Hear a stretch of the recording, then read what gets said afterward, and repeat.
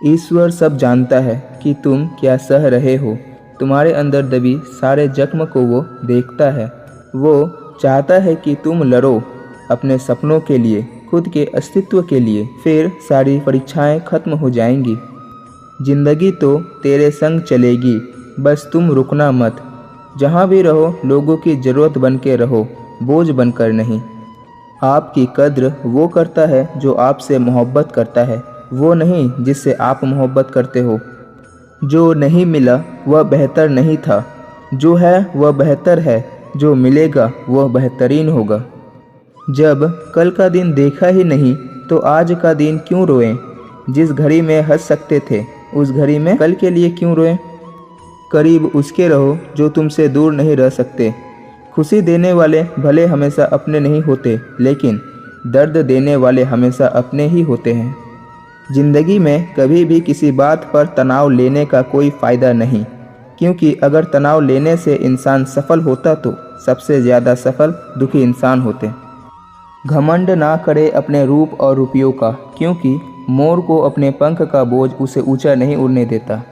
कौन अच्छा है कौन बुरा है उसकी पहचान सिर्फ आपके बुरे वक्त में ही हो सकता है।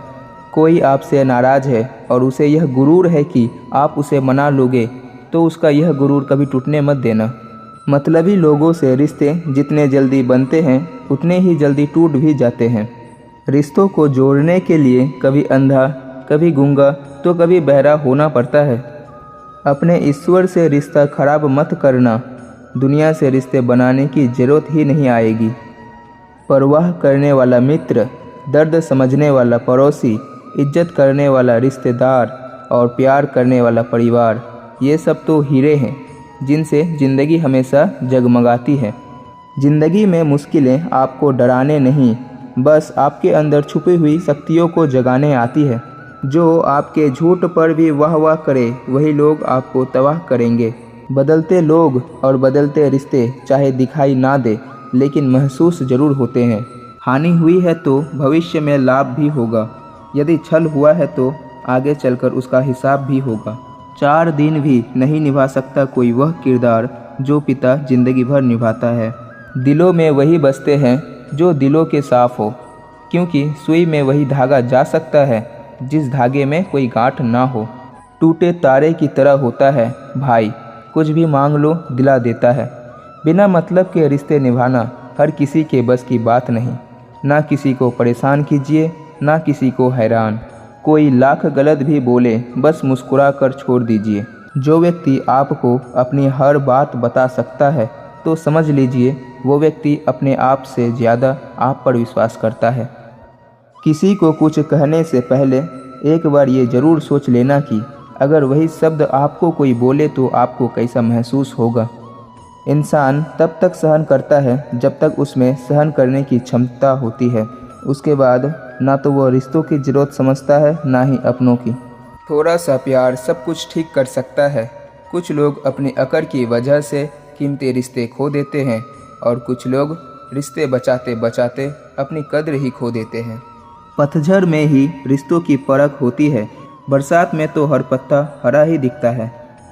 गम में एक उंगली आंसू पोंछती है और खुशी में 10 उंगलियां मिलकर ताली बजाती हैं। यही तो है ज़िंदगी। दुख में कोई नहीं, लेकिन सुख में सब साथी।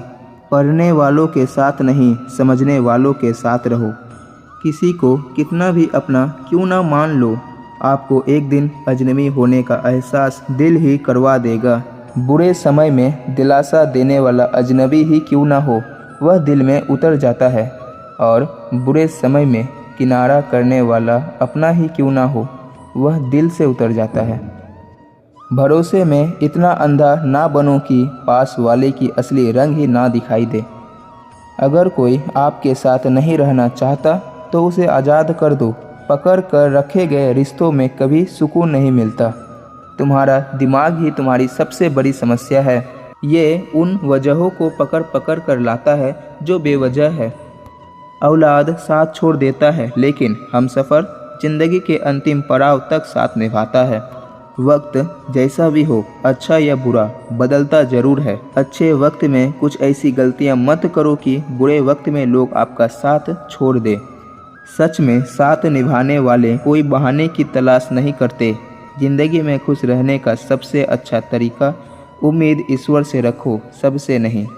रिश्ते सिर्फ मन से होने चाहिए, मतलब से नहीं। जैसे नीम के वृक्ष में मीठे फल नहीं लगते, वैसे बुरे इंसान से अच्छे की उम्मीद हम नहीं कर सकते। दोस्तों, जहाँ से अहंकार नहीं जाता वहाँ से रिश्ते चले जाते हैं। शोर से दूर कुछ वक्त अकेले में बिताया कीजिए। असुलझे सवालों को तब सुलझाया कीजिए। अकेले में बैठकर जब खुद से बातें करते हैं तो यकीन मानो अनगिनत सवालों के जवाब हमें मिल जाते हैं। कुछ कहने, कुछ सुनने का मौका मिलता है। यही वो वक्त है जब खुद को समझने का मौका मिलता है। औलाद के लिए बाप वहाँ भी हाथ फैला देता है जहाँ वो पाँव रखना भी पसंद नहीं करते। जिस रिश्ते में पल पल की घुटन हो, उस रिश्ते से पीछे हट जाना ही बेहतर है। कभी अगर पैसे और रिश्ते में किसी एक को चुनना पड़े तो हमेशा रिश्ते को चुनना, क्योंकि पैसे तो आते जाते रहते हैं लेकिन रिश्ता लौटकर दोबारा नहीं आता। आपकी कद्र वो करता है जो आपसे मोहब्बत करता है, वो नहीं जिससे आप मोहब्बत करते हो। अक्सर सस्ते सस्ते लोग हमारे ज़िंदगी में आकर हमें महंगे महंगे सबक दे जाते हैं। एक राजा था जिसके पास कई सुंदर रानियां थीं। उस राजा के जीवन को देखकर लगता था कि ये बहुत खुशनसीब है, इसके पास सब कुछ है। एक दिन राजा अचानक बीमार पड़ गया। राजवैद्य ने राजा का इलाज शुरू किया, लेकिन दिन प्रतिदिन राजा की तबीयत बिगड़ने लगी। फिर एक दिन राजगुरु आए और राजा को अकेले में बताया कि इस बीमारी का इलाज संभव नहीं है, ये आपका आखिरी समय है। राजा विचलित स्वर में पूछता है कि मुझे अब क्या करना चाहिए? तो राजगुरु ने कहा, ये शरीर छोड़ने के बाद आप दूसरे लोक में चले जाओगे। अगर आप चाहो तो अपने साथ एक इंसान को अगले लोक में ले जा सकते हो। राजा ने सबसे पहले अपनी चैती सुंदर रानी को बुलाया। राजा उस रानी से बहुत प्यार करता था, रानी को दिन भर निहारा करता था। राजा ने रानी से कहा, मैं कुछ दिनों में ये शरीर छोड़ने वाला हूँ और राजगुरु ने कहा है कि कोई एक परिजन मेरे साथ चल सकता है। तुमने हमेशा मेरा ध्यान रखा है, मैंने हमेशा तुमसे प्यार किया है। क्या तुम मेरे साथ मरकर दूसरे लोक चलना चाहोगी? पहली रानी मरने की बात सुनकर डर गई। उसके हाथ पैर कांपने लगे और आंखों में आंसू भरकर बोली, मुझे मृत्यु से बहुत डर लगता है। इतना कहकर वहां से भाग गई। राजा रानी के व्यवहार से अचंभित हो गया, लेकिन उसके पास कम समय था। राजा ने दूसरी रानी को बुलाया, जिस पर राजा को बहुत अभिमान था। राजा जिसे अपने साथ हमेशा अपने भ्रमण पर लेकर जाता था, क्योंकि वह बहुत भाग्यशाली थी। उसके होने से राजा को किसी प्रकार की चिंता नहीं होती थी। राजा ने दूसरी रानी से कहा, तुम मेरे लिए बहुत भाग्यशाली हो, मेरे साथ हमेशा रही हो। क्या तुम मेरे साथ दूसरे लोक चलोगी? रानी ने कहा, महाराज, मैं मरने के बाद मैं आपकी किसी काम की नहीं आऊँगी।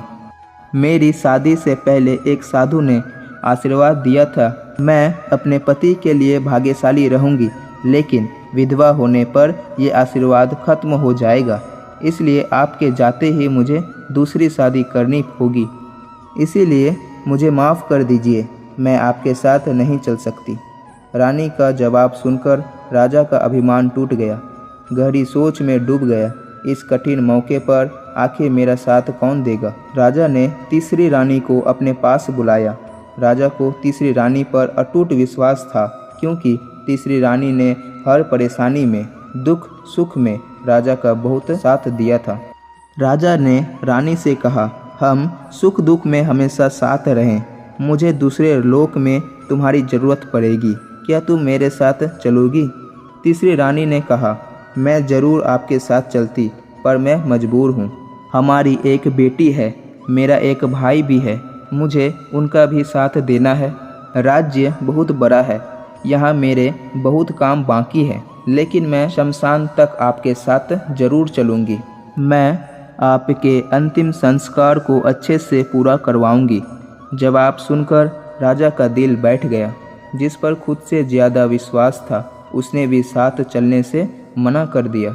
राजा का आखिरी समय नज़दीक आ रहा था। एक दिन राजा से मिलने राजा की सबसे पहली और पुरानी रानी आई। उस रानी को देखते ही राजा ने कहा, प्रिय, मैंने तुमसे पहले शादी की थी। जब भी मेरा मन दुविधा में होता तो मैं तुमसे बात कर लिया करता था। मुझे बहुत शांति मिलती थी, लेकिन आज मुझे पछतावा हो रहा है। मैंने पिछले कई सालों से तुम्हारे लिए कभी समय नहीं निकाला। मैं सच में बहुत दुखी हूँ। अच्छा हुआ तुम मुझसे मिलने आ गई। इससे पहले राजा कुछ पूछता, रानी ने शांति से कहा, मैं आपके साथ चलूँगी। मैं कभी आपका साथ नहीं छोड़ सकती। दोस्तों, राजा की तरह हमारे ज़िंदगी में भी 4 रानियां हैं। पहली रानी हमारा शरीर।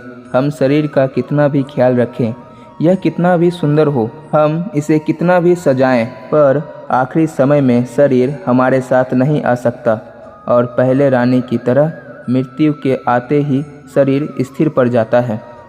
दूसरी रानी है धन और संपत्ति। हमें धन और संपत्ति पर घमंड और भरोसा होता है कि ये बुरे समय में हमारे काम आएगा, लेकिन दूसरी रानी की तरह यह कभी एक जगह नहीं टिकता। आपके जाने के बाद ये किसी और के पास चला जाता है। तीसरी रानी है दोस्त और सगे संबंधी, जो ज़रूरत के समय साथ देते हैं, सुख दुख में भी हाथ बटाते हैं। लेकिन तीसरी रानी की तरह यह सब संसार में फंसे हुए होते हैं, केवल अंतिम संस्कार तक ही साथ आ सकते हैं। चौथी रानी है आत्मा और मन की शांति, जो पूरे जीवन का स्रोत है। यही वफादार दोस्त है जो हमेशा साथ देती है और मृत्यु के साथ भी जाती है, लेकिन हम इसे जीवन भर नज़रअंदाज करते हैं। आत्मा और मन की शांति की तरफ कभी ध्यान नहीं देते।